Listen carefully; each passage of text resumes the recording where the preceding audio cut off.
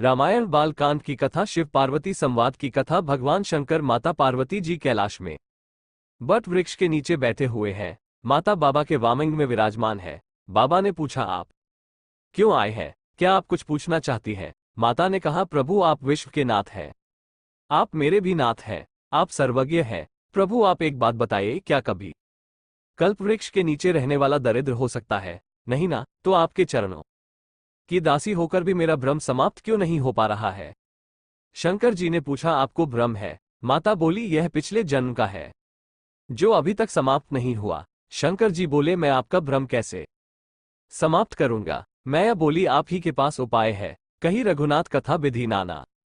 शंकर जी ने पूछा, आपको क्या भ्रम है? माता बोली, जो संत लोग कहते हैं प्रभु राम ब्रह्म है, शेष, सरस्वती, वेद, पुराण सब राम जी की महिमा का गुणगान करते हैं। भगवान शंकर से माता पार्वती ने कहा कि आप दिन रात बैठकर राम नाम जपते हैं, क्या यह अयोध्या में जन्मे राम जी है या कोई और राम जी है?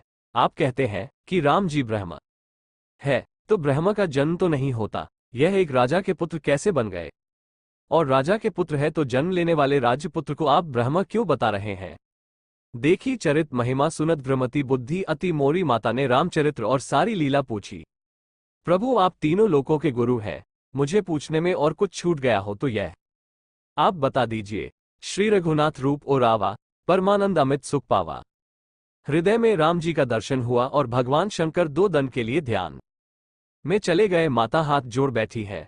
बाबा सभी को सुख प्रदान करने के लिए ध्यान से बाहर आए और भगवान शिव पार्वती जी के सामने कथा प्रारंभ करने से पहले मंगलाचरण किया। भगवान शिव पार्वती मैया को धन्यवाद दिया। मैया ने कहा, आप मुझे क्यों धन्यवाद कर रहे हैं? बाबा बोले, आज तक ऐसा उपकार मुझ पर किसी ने नहीं किया।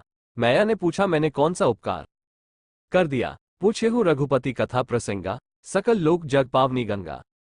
आपने जो पूछा है ये राम जी की कथा गंगा के समान है। बाबा कहते हैं, जो मनुष्य भगवान श्री राम का चिंतन मनन और गुणगान नहीं करता है वो व्यक्ति पशु के समान है। बाबा बोले, एक बात नहीं मोही सुहानी, जद्यपि मोह बस कहेहु भवानी। आपने जो भी पूछा है सब मोहबस पूछा है, परंतु मुझे आपकी बात अच्छी नहीं लगी। आपने ये कह दिया राम जी कोई और है। ये बात कौन कहता है? कहीं सुनहि अस अधम नरग्रसे जे मोह पिसाच। पाषंडी हरिपद विमुख जानही झूठ न साच। जो पाखंडी है, जिसको सत्य सत्य का ज्ञान नहीं है, जो धर्म के विमुख हो चुका है, वो कह सकता है राम जी कौन है? आपने पूछा, सगुण और निर्गुण भगवान कौन है? देवी यह एक ही है, सगुण ही अगुण ही नहीं कछु भेदा, गाव ही मुनि पुराण बुध बेदा।